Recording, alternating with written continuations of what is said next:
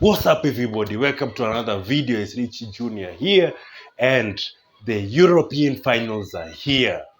The Champions League final, the Europa League final, and the Conference League final.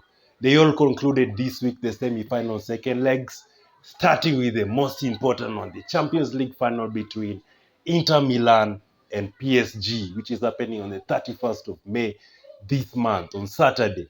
So, road to the final. We saw the semi-finals was crazy, especially the Inter Milan versus PSG. Both legs was insane. Starting off with the first leg, it was 3-3. Wonderful, spectacular performance from Lamine Yamal, who inspired a comeback for Barcelona.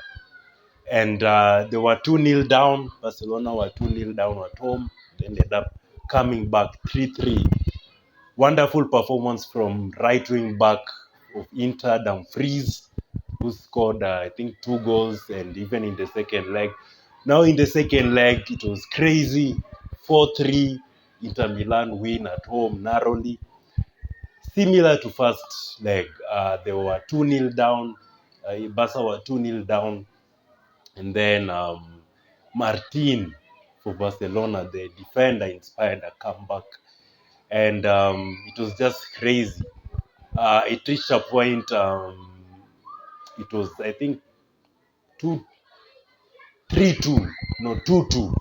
Yes, and then Barcelona's Rafinha inspired a comeback, scored a wonderful goal. Actually, I think it hit the keeper, Sommer. But then it went to, just before Barcelona won, Inter Milan defender Acerbi scored an equalizer to put Inter into the extra time, which was brilliant. That was spectacular. Comeback, equalizer, just when Barca thought they took it. So it went to extra time. Just when we thought it was going to penalties, Inter Milan's Fratesi scored and put Inter into the final. So now, Barca, it was kind of heartbreaking for them. They haven't won a UCL since 2015.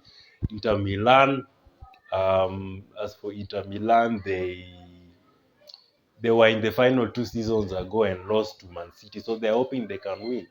And then now let's go to the other game. PSG versus Arsenal. Arsenal haven't been in a semi-final Champions League in very many years.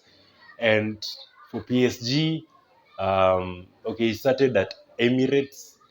They won 1-0, an early goal from what's his name, Dembele. And then after that, the second leg, Arsenal were hoping to come back away in Paris. But then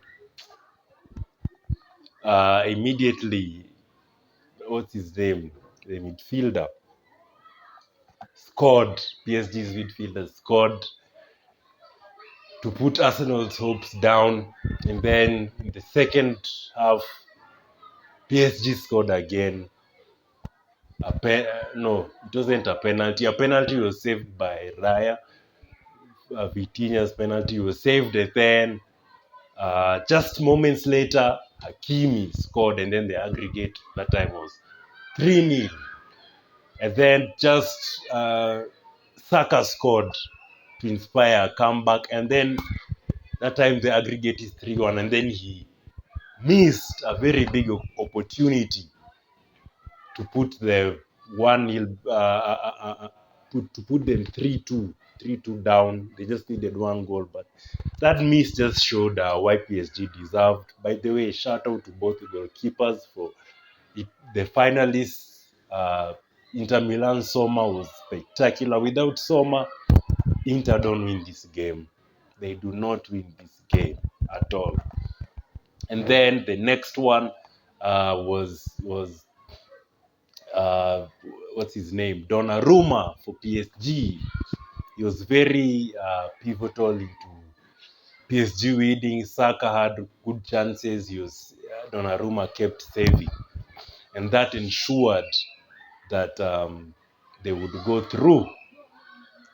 And then, so the final is here. Tell me who you think is going to win in the comments. Who's gonna win the Champions League final, which is happening 31st in Munich Stadium.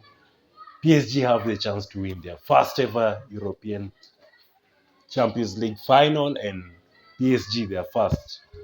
So tell me who you think is gonna win in the comments, and see you in the next video.